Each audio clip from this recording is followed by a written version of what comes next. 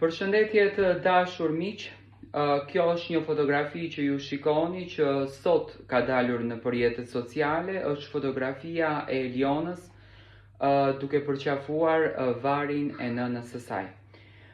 Në fakt është një foto shumë e dhimbshme, por është edhe një foto force, që Eliona, pa marrë parasysh që ka mbetur në një moshë shumë të re, ajo në jetën e saj ka ditur ta ndërtoj karakterin, ka ditur ta ndërtoj edukatën dhe pa marrë parasysh se çfarë njerëzit mundohen të bëjnë tek ajo, pa marrë parasysh se çfarë njerëzit mundohen të ushtrojnë tek ajo, si rasti i Albës edhe i Benitës, që shumë bukur i din rastet, sepse ato kanë patur një farë lloj informacioni se kush janë banorët aty brenda, mundohen që ta denigrojnë, mundohen që ta gjuajnë në tokë dhe produksioni nuk merr masa. Unë shpresoj që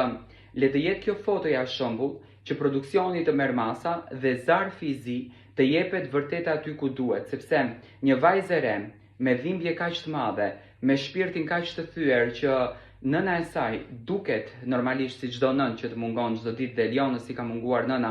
dhe